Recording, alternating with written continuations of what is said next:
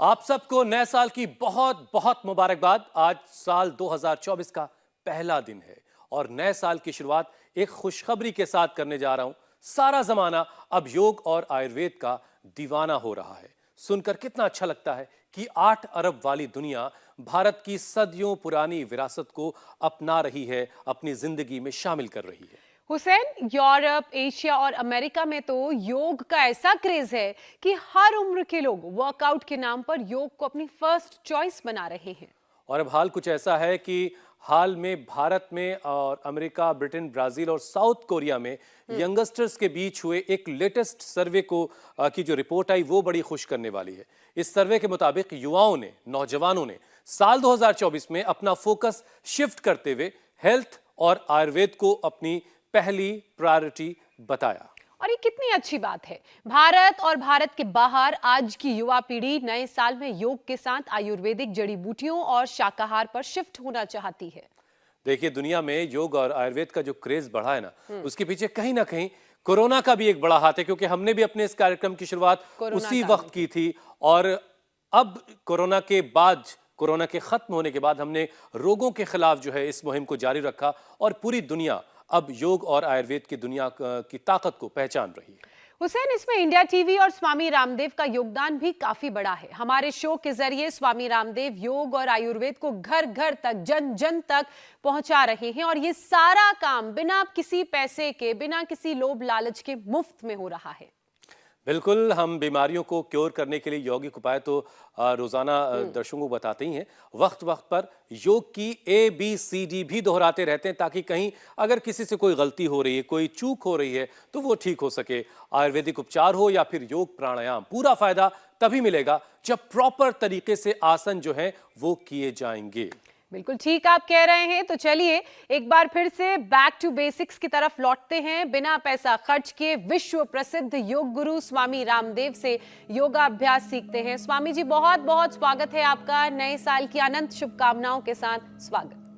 पहले तो स्वामी जी सलाम, प्रणाम और बहुत सारी मुबारकबाद, शुभकामनाएं। और मेरे नया साल आपके लिए नई नई ऊंचाइयां लेकर के आ आए। रहे हैं। और सीधा तो चलना सिखाया ही अपने जमाने को हुसैन भाई, उल्टा चलना भी सिखा दिया। और उल्टी भी मारते हैं और सीधी पलटी भी मारते हैं। क्या बात है, सारे के सारे। ओहो हो, ये ऊर्जा। हाँ हाँ, खड़े खड़े भी। अरे रामा रामा रामा। और ये भी एकदम सरफेस के ऊपर, बड़ा जोरदार काम है भाई। हाँ। और इधर ये भूनमनासन, ये तो माता को प्रणाम ऐसे कर लिया। अब ये तो कठिन आसन हो गए, हम भी इनको प्रणाम कर लेते हैं। जय हो माता, मातृशक्ति को प्रणाम हो। अब देखो आगे ऐसे झुक जाएं। हम तो कहते माता भूमि ही पुत्रो हम पृथ्वी। सीता माता धरती से उत्पन्न हुई, सभी धरती से उत्पन्न हुए हैं, कोई आसमान से टपका नहीं है। लेकिन धरती माता को ऐसे प्रणाम करना, भूनमनासन, पैर फैला दिए और फिर झुक गए आगे, फिर पीछे झुक गए, उष्ट्रासन। अब उष्ट्रासन के लिए एक तो तरीका ये है कि ऐसे करें मेरी तरह से, होले होले ऐसे आगे झुकना, पीछे झुकना, फॉरवर्ड बेंडिंग, बैकवर्ड बेंडिंग, बड़ी महिमा है इसकी। ऐसे अब ये तो पूरी झुक गई रे रामा रामा। इधर देखा तो मैंने देखा ये रिद्धिमा, ये प्रीति, ये मुस्कान भी मुस्कुराती मुस्कुराती, और उधर अपूर्वा भी अभूतपूर्व है। और इस सृष्टि में तो पूरी सृष्टि समाहित है, ये जो भी श्रेष्ठतमम कर्म में लगी हुई है। और इधर बच्चों ने पूरा पद्मासन लगा करके उस पर कुक्कुटासन कर दिया है। अब ये कठिन आसन तो थोड़ा सा मुश्किल होगा। अब हम ABCD से शुरू करते हैं। चलो बच्चों, सब खड़े हो जाएंगे। शुरुआत यहाँ से करें, बिगनर्स ताड़ासन से। कितना अच्छा है ना, ऐसे। और ताड़ासन में भी पूरी स्थिरता, पैर पास में, अंगूठा, एड़िया, पंजा पास में से धीरे धीरे पूरे शरीर को ऐसे ऊपर तान देते हैं। तानो भाई, ऊपर तान दो। और तान करके रुकना है फिर उसी में, एक स्थिति में 10-20 सेकंड से लेकर के और 1 मिनट तक आदर्श रूप में माना जाता है। और रोग उपचार के लिए तो फिर ये जो समय है, ये 2 से 10 मिनट हो जाता है। ताड़ासन, फिर तिर्यक ताड़ासन करो बच्चों, साइड में झुक स्वामी गए, जी आज योग की तो पूरी तिर्यक ताड़ासन एबीसीडी हो गया ऐसे। आप सिखाइएगा और जिनसे जो गलतियां हो रही हैं, कुछ कमियां, कुछ चूक अगर हो रही किसी से, तो वो भी दुरुस्त कराइएगा। लेकिन एक पहले खुशखबरी आपको देता हूं। खुशखबरी ये है स्वामी जी कि भारत समेत अमेरिका, ब्रिटेन, ब्राजील और साउथ कोरिया में नौजवानों पर, युवाओं पर, यंगस्टर्स पर एक सर्वे किया गया और इसमें यंगस्टर्स ने साल 2024 में आयुर्वेद और शाकाहार को आजमाने की बात कही कि वो अब इस तरफ जाना चाहते हैं। तो स्वामी जी आपकी और इंडिया टीवी की कोशिश जो है देश से लेकर विदेशों तक रंग ला रही है, ये वाकई एक बड़ी अच्छी बात है और एक खुशखबरी है। हाँ, और शाकाहार की तरफ ही नहीं, वेजिटेरियन तो हो रहे हैं, वेगन हो रहे हैं, और वापस अब प्रकृति से, अपने जड़ों से, अपने बड़ों से और इस सृष्टि के जो सनातन सत्य हैं उनसे जुड़ रहे हैं। ये कोई मजहबी कार्यक्रम नहीं है, ये सबका मतलबी कार्यक्रम है। सबका मतलब, सबका इससे प्रयोजन पूरा हो रहा है, सबको इससे लाभ मिल रहा है। तो ये ऐसा देखो, सारी दुनिया कहते हैं मतलब ही है। अरे मतलब तो अच्छी बात है ना, बिना स्वार्थ के। हमारे शास्त्र में आता है, बिना स्वार्थम मंदोपि न चेष्टम करोति मंदोपि न चेष्टते। चलिए, साल के पहले दिन मैंने आपको ये खुशखबरी स्वामी जी दे दी है, तो अब पहला विषय ले लेते हैं। सूर्य नमस्कार आप कर ही रहे हैं। हमने आपसे सीखा है कि सूर्य नमस्कार जो है वो 12 आसनों का संगम है, तो क्यों ना सबसे पहले आप सूर्य नमस्कार के 12 आसन एक एक करके समझाइए और इसमें कौन कौन सी गलती होने की गुंजाइश होती है, उसको कैसे करेक्ट करना है, ये भी बताइए। तो पहला अभ्यास मेरे भाई हुसैन जी, पैर पास में, दोनों हाथ की हथेलियां से मिली हुई, और इसका नाम है प्रणाम आसन। हाथ ऊपर उठाए और ऐसे ऐसे देखो, धीरे धीरे हाथ ऐसे खोलते हैं। इसमें कुछ हाथ ना ऐसे दूर ले जाते, ऐसे ऐसे नहीं करना, ऐसे यूं खोले, ऐसे कमल की तरह, और ऐसे ऊर्ध्वहस्तासन, श्वास अंदर भर के ऐसे, फिर श्वास बाहर, सांस बाहर, और फिर हाथ दोनों पंजों के पास टिका दे ऐसे। अब इसमें घुटने मोड़ लेते हैं, ज्यादातर लोग ऐसे करते हैं। कोशिश करें इसमें ऐसे, घुटने सीधे रहें, इसमें ऐसे, ये, और फिर श्वास अंदर भर के दाएं पैर ये रखा, बाएं पैर पीछे ले गए। अब कुछ लोगों का पैर सामने ऐसे रहता है, दोनों हाथों के बीच में। कुछ लोग ऐसे करते हैं, ऐसे ऐसे नहीं करना, ऐसे करना, दोनों हाथों के बीच में। दाहिना पैर पहले, फिर बाएं पैर से करें, फिर पीछे पैर गए। इसको पहला था दोनों हाथों के बीच में अश्व संचालन आसन। अब यह है पर्वतासन। अंगूठा जमीन पर, पंजा पूरा जमीन पर, हाथ पूरे सीधे ऊपर की ओर करें। फिर साष्टांग आसन, इसमें घुटने जमीन पर, छाती छोड़ी जमीन पर, हाथ पैर ऐसे जमीन पर, 8 अंग जमीन पर रहते, पेट जमीन पर नहीं, ऐसे पूरा नहीं पड़ना, ऐसे कुल्ले ऊपर उठे हुए होंगे, छाती जमीन पर, पेट उठा हुआ, श्वास अंदर। फिर साष्टांग आसन के बाद फिर ऐसे सामने से उठ गए। अब कुछ इसमें साष्टांग आसन में हाथ ऐसे कर देते, ऐसे उठते नहीं, ऐसे नहीं, रिब केज से टच, पसलियों से टच, ऐसे हाथ, पैर पीछे पास में, अंगूठा पास में, एड़ी पास में, सामने झुके, श्वास अंदर, ऊपर देखा, ये भुजंगासन, ऊपर की ओर देखा ऐसे, और फिर बीच से उठ गए। फिर वापस पर्वतासन, फिर वाम अश्व संचालन आसन, बाएं पैर वो भी दोनों हाथों के बीच में, ऐसे बाहर की ओर नहीं लेना, ऐसे लेना, ऐसे। फिर श्वास बाहर छोड़ करके आके झुके, और कोशिश ये करें, जैसे हमारी इन बेटियों को पतंजलि गुरुकुलम के बालक बालिकाओं को देख रहे हैं, इनका पेट जो है ना, इनकी छाती वो पैर से लगी हुई है, ऐसे पूरा लगना चाहिए, ऐसे ऐसे, जिनसे पूरा शुरू में ना लगे तो ऐसे पकड़ के और ऐसे सांस बाहर खींच करके ऐसे लगा दे। ये पादहस्तासन, फिर ये ऊर्ध्वहस्तासन, ऐसे, फिर श्वास अंदर, और फिर वापस एक हाथ ऐसे ही आएंगे, ऐसे। तो हाथ ऐसे ही लाना है, कुछ हाथ फिर ऐसे लाते हैं।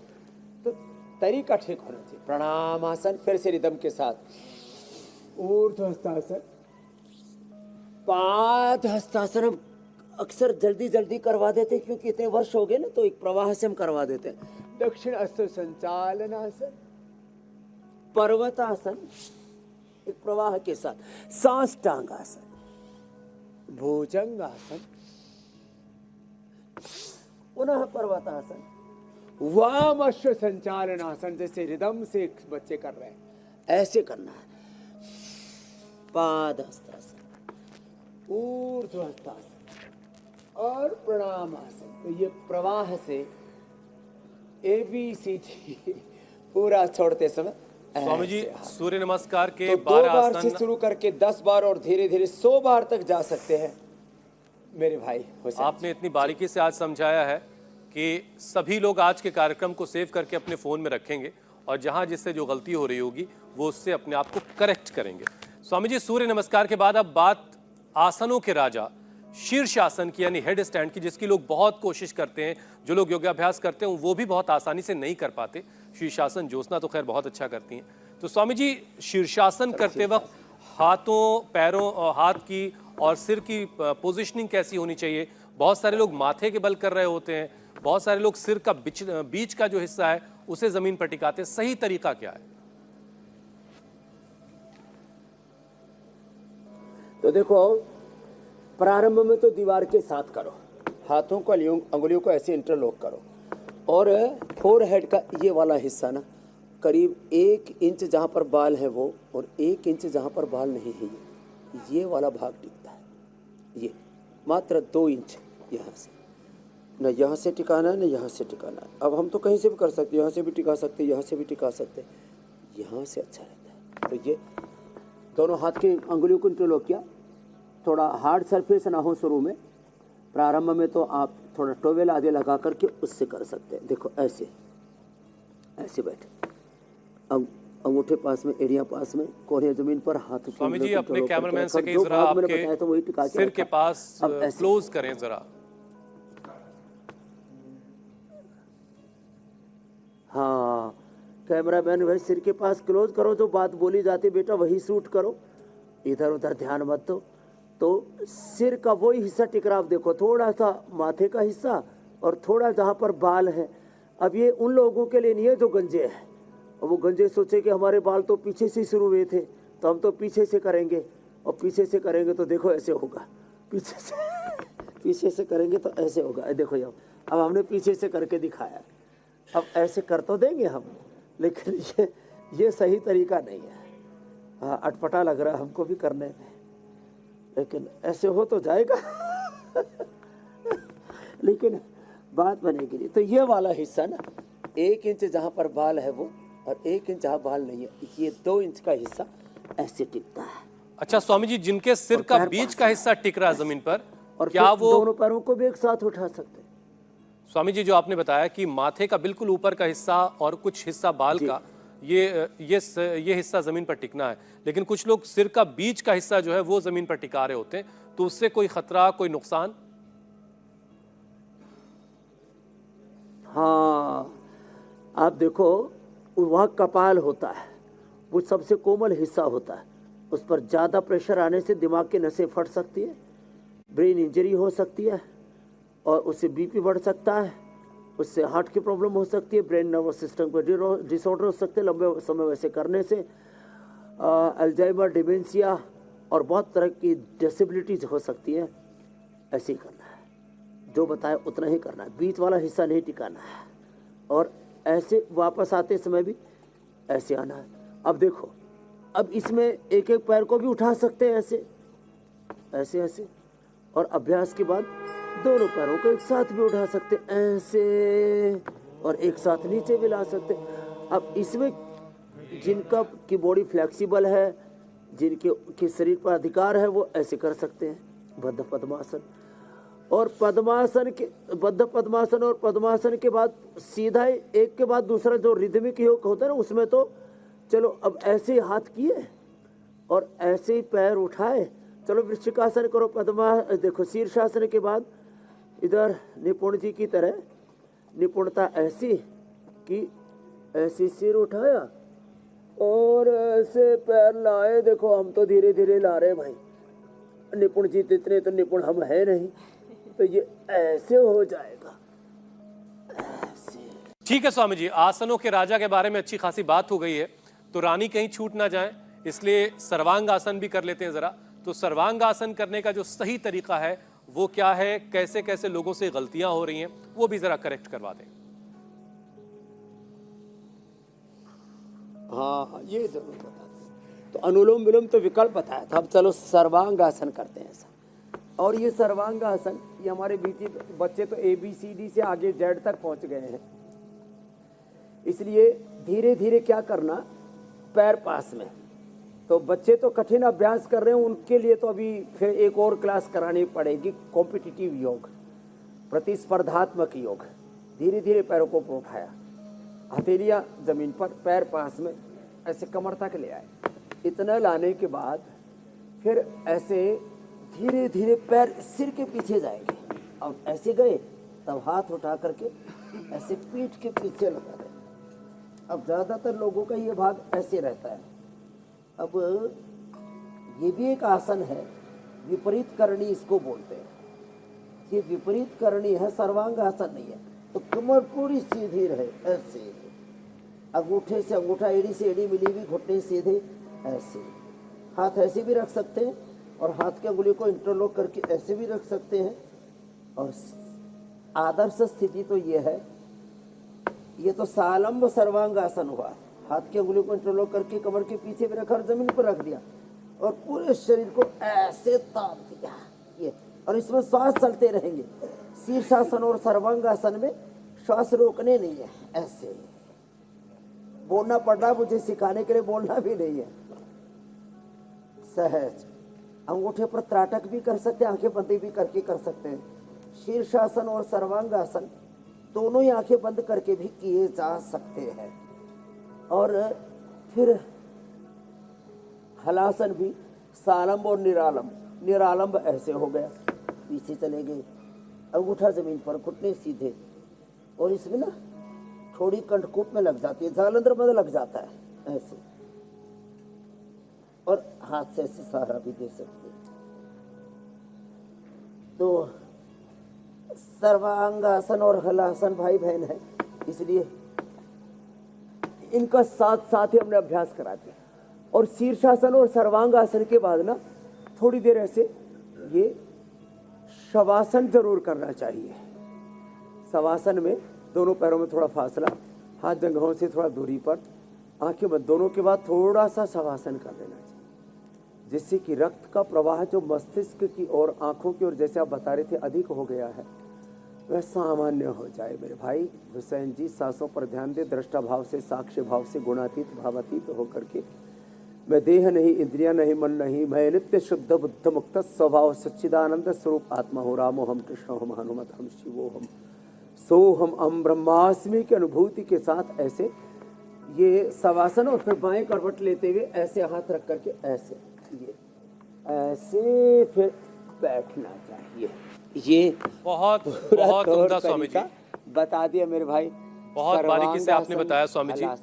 आप तो खैर गुरु ही हैं, आपकी जो चेली हैं यहाँ पे ज्योत्सना, मैं उनको देख रहा था सर्वांग आसन करते वक्त पूरा बॉडी स्ट्रेट थी और गर्दन तो पता ही नहीं चल रही थी, कंधों पर उन्होंने खुद को स्टैंड किया हुआ था। बहुत शानदार, सब अपने गुरु से सीखा है, तो स्वामी जी से सीखा आप चाहें तो स्वामी जी इस नए साल में बहुत परफेक्शन के साथ, इसको योग में बोलते हैं बॉडी का अलाइनमेंट। जी जी जी, ये बहुत अच्छा अलाइनमेंट रखती है, बहुत शानदार ज्योत्सना जी। तो आप चाहें स्वामी जी तो इस नए साल के मौके पर जो है PhD की डिग्री देनी है। वही मैं कह रहा था स्वामी जी कि नए साल के मौके पर ये काम कर ही डालिएगा, यूनिवर्सिटी गुरु की पदवी इनको दे दीजिएगा। स्वामी जी अब जरा आगे बढ़ते हैं ना, आप करेंगे इस बार कॉन्वोकेशन में ज्योत्सना जी की डिग्री पक्की, thank you Swami ji. Swami ji 2 tough आसन हो चुके हैं, बल्कि 3, सूर्य नमस्कार हो गया, शीर्षासन हो गया, सर्वांग आसन हो गया। अब जरा आसान चीज़ों की तरफ लौट कर आते हैं, क्योंकि हमारे कार्यक्रम से बड़े बुजुर्गों का भी बहुत जुड़ाव है। बहुत सारे लोग मुझे मिलते हैं जो काफ़ी ज़्यादा उम्र के हैं और वो बहुत शौक से कार्यक्रम देखते हैं। तो सूक्ष्म व्यायाम पर स्वामी जी आते हैं ज़रा सा, क्योंकि heart, lungs, arthritis, joints pain, तमाम इस तरह की बीमारियां हैं जिसमें सूक्ष्म व्यायाम भी बड़ा खामोशी से काम करता रहता है पता भी नहीं चलता और आराम भी देता रहता है। तो सूक्ष्म व्यायाम जरा करवा दें। देखो सूक्ष्म व्यायाम ऐसे होंगे, पैर ऐसे मोड़ के भी कर सकते हैं, कुर्सी पर बैठ के भी कर सकते हैं, और जिनसे बैठा नहीं जाता तो लेट के भी कर सकते हैं। बैठ करके देखो एक साथ हाथों के पैरों के एक साथ भी कर सकते हैं, नहीं तो पैर ऐसे सीधे यहाँ से शुरू किया। देखो अब ये सूक्ष्म व्यायाम 20-25 प्रकार के हैं और हम इसको 2-3 मिनट में समेट रहे हैं। अंगुलियां अंगूठों को ऐसे मोड़ा, सांसों के ऊपर भी ध्यान दिया, फिर अंगूठा अंदर अंगुलियों ऊपर, ये दूसरा, फिर ये तीसरा। मैं तो 100, 200, 500, 1000 बार तक करवा देता हूँ आर्थराइटिस में से। फिर ये चौथा, फिर ये पांचवा, फिर ये छठा, ऐसे, फिर ये सातवां, ऐसे। देखो ये ऐसे, देखिए ऊपर से नीचे तक। श्वास भरा तो छाती फूल गई, श्वास छोड़ा तो पीठ अंदर चला गया।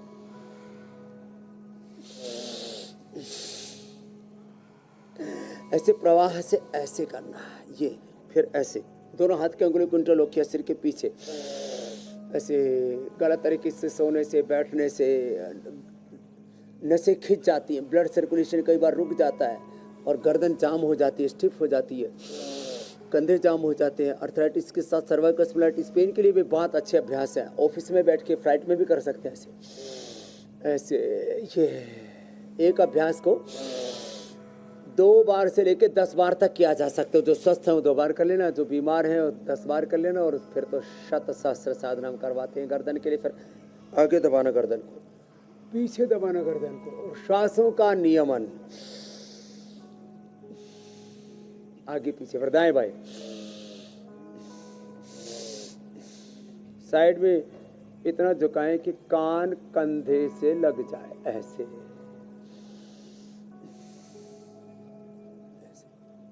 आगे पीछे दबाया, दाएं बाएं झुकाए, अब दाएं बाएं घुमाएं, ऐसे।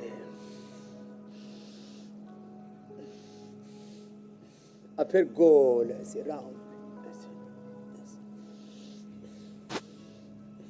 आराम आराम से। फिर आंखों के लिए भी देखो, आंखों के लिए आंखों को सामने देखा, नीचे देखा, दाईं ओर, ऊपर, बाईं ओर, नीचे। मैकुलर डिजेनरेशन, कैटरेक्ट, ग्लूकोमा और नज़र की कमजोरी और डिप्लोपिया, कलर विजन, ब्लाइंडनेस, सब तरह के सब रोगों में बड़ा जबरदस्त है। क्लॉकवाइज। बस स्वामी जी आंखों वाला वर्कआउट पब्लिक के बीच नहीं करना है, तुम खोल नहीं लोग कुछ का कुछ समझ लेंगे। आंखें बंद करके भी कर सकते। वर्कआउट भारी पड़ जाएगा। कोई आत्मा उतर आई है।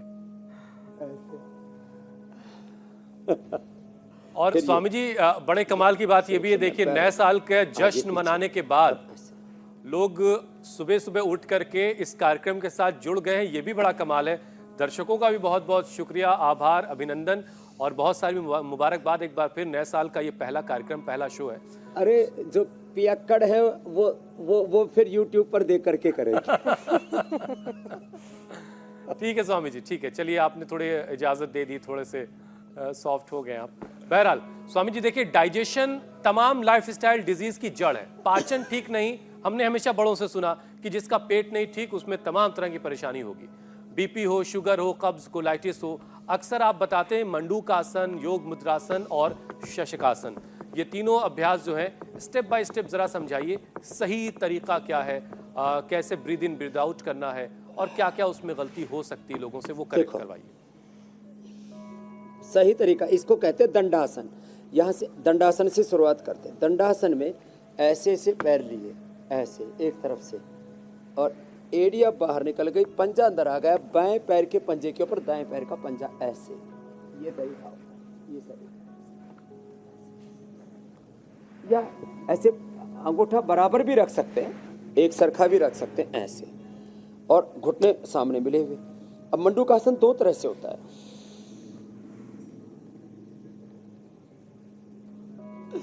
अंगूठा अंदर, उंगलियों पर, मुट्ठियां बंद, ऐसे।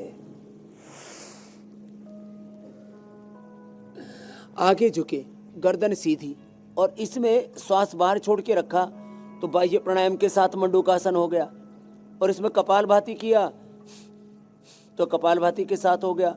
और नॉर्मल ब्रीदिंग के साथ भी ऐसे 10-20 सेकंड से शुरू करके 1-2 मिनट से लेकर के 10 मिनट तक करवा देते हैं, गर्दन सीधी। कुछ लोग इसमें सिर ऐसे टिका लेते हैं, कुछ लोग इसमें श्वास को होल्ड करके रखते हैं अंदर, वो गलत है। बाह्य प्राणायाम कपालभाति सहज श्वसन के साथ करना चाहिए। एक बात, जब आगे झुकते हैं तो लोग ऐसे पैर खोल लेते हैं आगे झुकने के चक्कर में, ये गलत है। और ये मुट्ठियां कहाँ लगानी है? जिनको डायबिटीज हो तो नाभि के दोनों ओर लगाइए, पेनक्रियाज इधर की तरफ है। जिनको लीवर की प्रॉब्लम है, वो जिनको डायबिटीज है, नाभि के ऊपर लगाना ऐसे। जिनको लीवर की प्रॉब्लम है, नाभि के साइड में लगाना ऐसे। जिनकी किडनियां खराब है तो नाभि के नीचे की तरफ यहां लगाना। एक में नाभि के ऊपर लगाया, एक में नाभि के साइड में लगाया, अब तीसरे में नाभि के नीचे की तरफ, देखो ऐसे।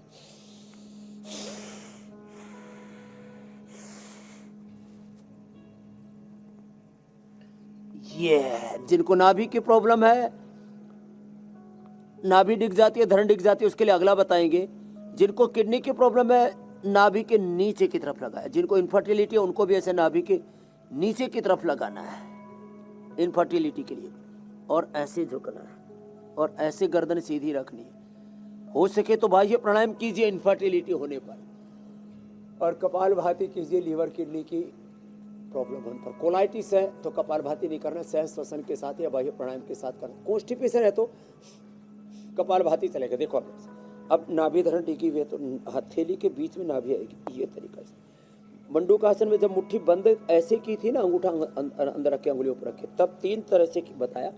अब हथेली के बीच में नाभि आएगी, ये दूसरा एक ही तरह से होगा। स्वामी जी नीचे बायां हाथ होगा, दायां? हाँ, पहले बायां हाथ ज्योत्सना जी, पूजा जी, और दायां ऊपर, और ऐसे रुक जाना है। और वही बाह्य प्राणायाम कपालभाति या सहज श्वसन के साथ करना है। तो ये जो दूसरा अभ्यास है, एक साथ पेनक्रियाज की प्रॉब्लम हो, नाभि धरण और पीछोटी खिसकने की के साथ साथ नाभि के साथ कोड़ी खिसकती है, उसके लिए भी अच्छा है। ये लीवर स्प्लीन के लिए भी अच्छा है, ये कॉन्स्टिपेशन के लिए भी अच्छा है, कोलाइटिस के लिए, पायस फिशर फिस्टुला, इनफर्टिलिटी के लिए भी। अब ये मंडूकासन का दूसरा अभ्यास। अब जिनको लंबा करना है वे ऐसे ऐसे आगे कोई रुमाल रख के या टोवेल रख के उस पर माथा टिका सकते हैं। नहीं तो बहुतों की गर्दन थोड़ा पेन करने लगती है, तो थोड़ा सा आलम्बन चाहिए तो कोई एक ऐसे छोटा सा कोई आलम्बन आगे रख सकते हैं ऐसे। खैर, अब शशकासन में 2 तरह से होता है। एक पैर पास में, हाथ ऊपर उठाए, श्वास अंदर, श्वास बाहर छोड़े, आगे झुके ऐसे, छाती से घुटने लग गए, ये तरीका है। और दोनों हाथ सामने पूरे टिक गए, ये तरीका है।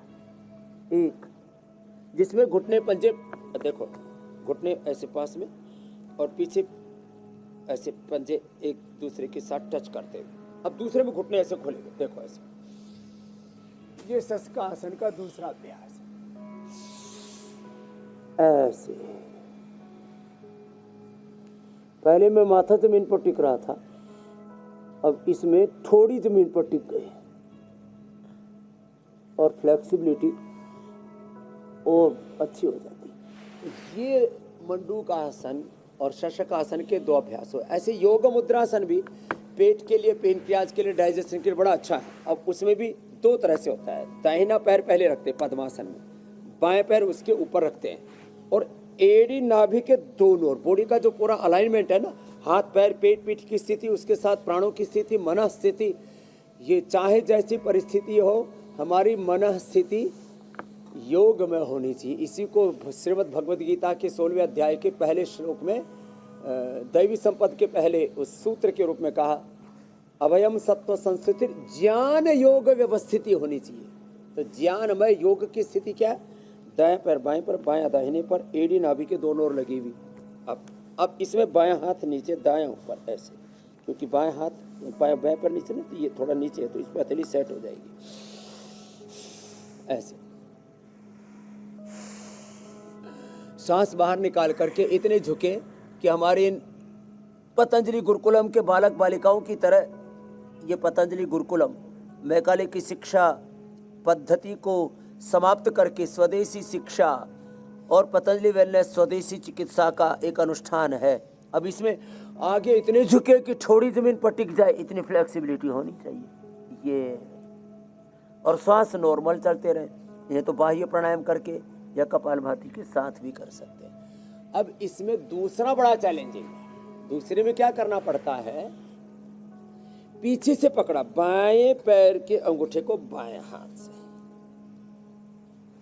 दाएं पैर के अंगूठे को दाएं हाथ से,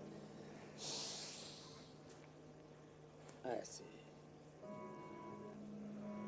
और फिर टेढ़े मेढ़े नहीं होना, सीधे बैठ सकते हैं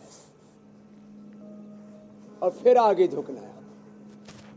तो ये दोनों और नाभि के दोनों, लीवर, स्प्लीन, फिर इंटेस्टाइन, पेनक्रियास, सबको आकुंचन प्रसारण मिल रहा है। आगे झुकने के बाद भी हाथ पीछे से छूटने नहीं चाहिए। हाँ, ऐसे ये। अब इसमें जिनकी बॉडी फ्लेक्सिबल है वो तो थोड़ी टिका देना रिद्धिमा जी की तरह, और प्रीति जी,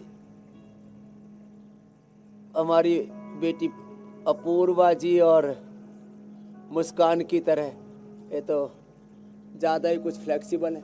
थोड़ी टिका देना, नहीं तो माथा टिका देना, ऐसे।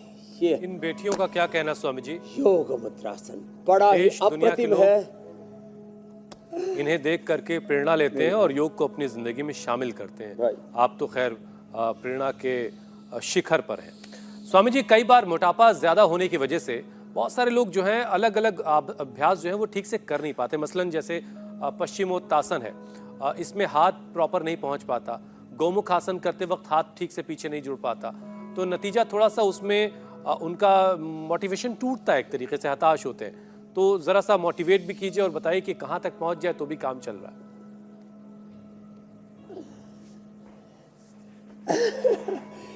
देखो, दोनों पैर सीधे, इसको दंडासन कहते हैं। यहीं से ही हमने वज्रासन किया, फिर मंडूकासन किया, पद्मासन किया, यहीं से सब आसनों का प्रारंभ होता है। अब इसी में पश्चिमोत्तानासन होता है, तो इसमें स्थिति यहीं से होगी। अंगुलियां पीछे, हथेली ऐसे, ये पैर ऐसे मिलेगी। अब हाथ ऐसे उठाएंगे, पार्श्व भागों से ऊपर उठे और आगे झुक गए। अब इतना भी कोई झुक गया तो पर्याप्त है। सांस बाहर छोड़े, आगे झुकने के लिए कुछ सांस भर लेते हैं, और मैंने सांस भर लिया तो मेरे से आगे नहीं झुका जा रहा। पेट में जो है डायफ्राम में पूरा सांस भर गया ना, सांस को पूरा बाहर रिलीज करें, फिर आगे झुके। पहले कोनिया जमीन पर टिकाएं ऐसे, और फिर इतना भी झुक पाए, बहुत है इतना, फिर पूरा झुक पाए ऐसे, तो और अच्छी बात। और इन बेटों की तरह, उन बेटियों की तरह आहा पूरा झुक पाए, तो फिर तो कहने क्या। अब अंगूठा पहले उंगली और अंगूठी से ऐसे अंगूठा न पकड़ पाए तो कोई बात नहीं, पूरा पंजा पकड़ ले, पूरा पंजा पकड़ के ऐसे करें, ऐसे। तो इतना भी झुक पाए ना आप ऐसे तो भी पर्याप्त है। ऐसे माथा 1-2 इंच दूर भी है तो कोई बात नहीं। अब थोड़ा सा इसको मोटिवेशन ज़्यादा लेना है तो ऐसे, जैसे मैं तख्त पे बैठा हूँ, बेड पे बैठा हूँ, थोड़ा पैर बाहर निकाल लीजिए। अब देखो क्या मज़ेदार होता है। इसमें तो ऐसा लगता है अरे ये तो बड़ा इजी है, तो धीरे धीरे और ज़्यादा अच्छा हो जाएगा। तो पैर जब बाहर निकाल देते हैं ना ऐसे, तो ऐसे फर्स्ट क्लास होता है कि देखो ऐसे, ये इसमें पूरा मोटिवेशन रहेगा। अंगुलियों को ऐसे पकड़ लिया, ये ऐसे। करो करो, क्या बात है? जैसे बेटों ने किया ऐसे करे। अब पूरे हाथों से पंजे को ही पकड़ लिया, पंजे को पकड़ करके और फिर आगे झुक गए। तो ये ऐसे बैठ के करने में तो जरा मुश्किल होगा, चैलेंजिंग होगा। एक धीरे धीरे मोटिवेशन बनेगा मेरे भाई हुसैन जी। अब रही बात गोमुखासन की। अब गोमुखासन में वही दंडासन में बैठे, बायां पैर पहले मोड़ा। अब मोटे भाई ऐसे ही मोड़ ले, ऐसे, और ऊपर वाले दाएं पैर को ऐसे कि घुटने पर घुटना आ जाए और ऐसे पोजीशन बन जाए। और यहीं से इतना कर ले, ऐसे कोशिश करें, पीछे से रुमाल से पकड़ ले। पहले देखो ऐसे, पहले जो मोटे भाई बहनों के लिए बता रहा हूँ, ऐसे पकड़ में नहीं आ रहा ना, अब ये पकड़ते हैं, खींचता है, खींच ही नहीं पाता है, तो फिर रुमाल से ऐसे पकड़ ले, ऐसे ऐसे धीरे धीरे, फिर धीरे धीरे रुमाल के जरिए ही हाथों तक पहुंच जाए। ये स्वामी जी बड़ा अच्छा तरीका आपने बताया। रुमाल। कि स्वामी जी अब मेरे पसंदीदा उस विषय पर आ जाते हैं, अनुलोम विलोम, भस्त्रिका और कपालभाति, जिसे बहुत सारे लोगों ने कपाल भारती कर दिया। इसको लेकर के बड़ा कंफ्यूजन लोगों में है। इसको सही तरीके से करने का तरीका क्या है? ब्रीद इन ब्रीद आउट कैसे करनी है, इसकी डिटेल में समझाइए स्वामी जी। अब देखो, भस्त्रिका, कपालभाति और अनुलोम विलोम को बहुत तो लोम विलोम और फिर पता नहीं, तो फिर तो उल जुलूल कुछ भी लूल विलूल पता नहीं क्या क्या बोलते रहते हैं। तो अब बाएं पैर नीचे, दाएं पैर ऊपर, इसको कहते हैं सिद्धासन। एड़ी पर एड़ी, टखने पर टखना, पंजा एक दूसरी पिंडली और जंघा के बीच में, ये सिद्धासन है। इसमें ऐसे बैठते हैं ना तो मेरुदंड एकदम सीधा रहता है। अब ये ध्यान मुद्रा, ये वायु मुद्रा, पहले अंगुली और अंगुष्ठ के अग्रभाग को आपस में मिला के रखना, ध्यान मुद्रा है। ये वायु मुद्रा है, पहले अंगुली को अंगुष्ठ के मूल में मिला दे। ध्यान मुद्रा से मन की शांति, एकाग्रता बढ़ती है। वायु मुद्रा से वात रोग दूर होते हैं। शून्य मुद्रा से कारण रोग दूर होते हैं। पृथ्वी मुद्रा से मोटापा, अंडरवेट, ओवरवेट, और वड़ो मुद्रा से मूत्र रोग। शक्ति मुद्रा से कमजोरी और अपान मुद्रा से बुद्धि डिटॉक्स होती है। 5 उंगलियां ब्रह्मांड के 5 तत्वों का प्रतिनिधित्व करती हैं। अंगूठा अग्नि का, तर्जनी वायु का, मध्यमा आकाश का, अनामिका पृथ्वी का और सबसे छोटी जल तत्व का प्रतिनिधित्व करती है कनिष्ठा। अब इनको मिला करके ऐसे एक साथ दो मुद्राएं भी कर सकते हैं। सिद्धासन या पद्मासन में सीधे बैठ करके, या सुखासन में चेयर पर बैठ करके ऐसे लंबे श्वास लेना और छोड़ना। भस्त्रिका कहते हैं धोकनी को, जैसे लोहार अपनी धोकनी के अंदर सांस भरता है ना, और उससे फिर लोहे पर चोट मार के उसको मन चाहा आकार देता है। ऐसे लगभग 3 से 5 सेकंड में श्वास भरना। अब जिनको हार्ट की प्रॉब्लम, बीपी हाई, कमजोरी है तो धीरे धीरे ले। 5 सेकंड में लिया, 5 सेकंड में छोड़, तेरा नहीं बिगाड़। कुछ ऐसे भरते, अरे भाई कोई आफत नहीं आ रखी, कोई मुसीबत नहीं आ रखी, कोई प्रलय नहीं हो रहा है, ऐसे क्यों कर रहे हो? ऐसे नहीं करना, ऐसे। और वर्षों तक सो कोल्ड योगाचार्यों ने गलती की, पेट में श्वास भरो। अरे ये मूर्खतापूर्ण बात। श्वास भरने के लिए परमात्मा ने फेफड़ा और भोजन के लिए पेट में भोजन भरा जाता है। जो ये कहते हैं ना श्वास भर लिया पेट में, इस पेट में ने ये डायाफ्राम होता है, ये फूलता है, देखो ऐसे।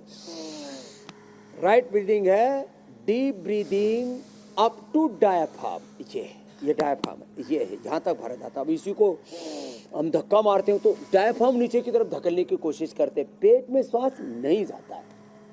पूरे शरीर में श्वास जाता है, प्राण जाता है, ऑक्सीजन जाता है, लेकिन वो सर्कुलेटरी सिस्टम जो करीब 1 लाख किलोमीटर लंबा चौड़ा, उसके थ्रू जाता है। फेफड़े में पूरे में श्वास जाता है 2400 किलोमीटर लंबा हमारा जो रेस्पिरेटरी ट्रैक है। तो कैसे भरना? जिनको बीपी हाई है, हार्ट की प्रॉब्लम है, उनको धीरे धीरे से 5 सेकंड में लेना, 5 सेकंड में छोड़ना। अब जो मजबूत वाले हैं वो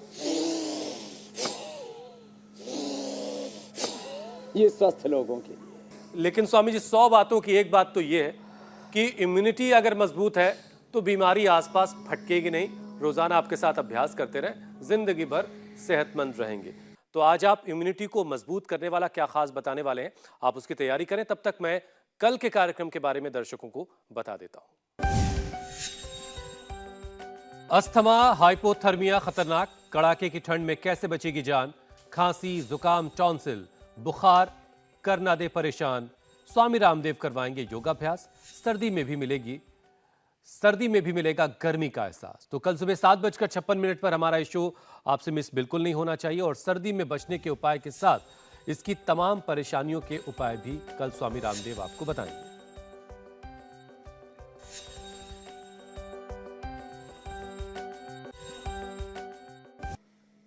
तो अभेद्य सुरक्षा कवच हम तैयार कर देते हैं। अब एक तो गोल्डन मिल्क से, अब देखो हमने केसर भी उपलब्ध करवाई है जो समर्थ लोग हैं उनके लिए।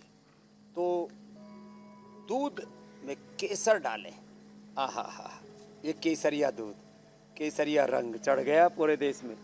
मेरा रंग दे बसंती चोला, मेरा रंग दे बसंती चोला, मेरे रंग दे दूध में, ये रंग दूध को रंग दो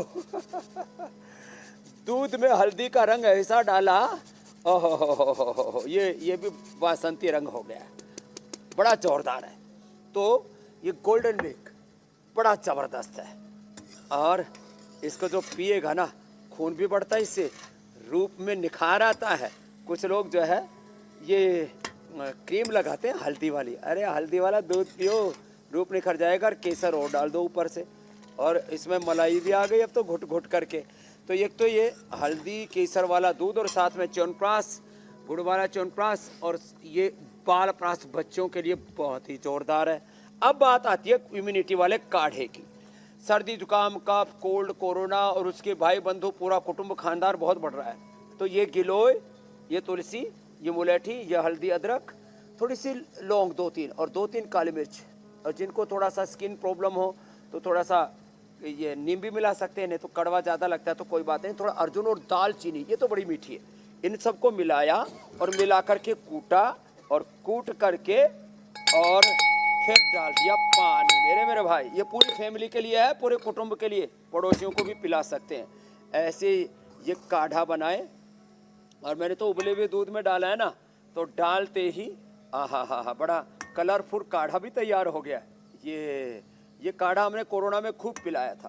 कोरोना से जंग, स्वामी रामदेव के संग, अब रोगों से जंग, और योग के संग, इंडिया टीवी के संग।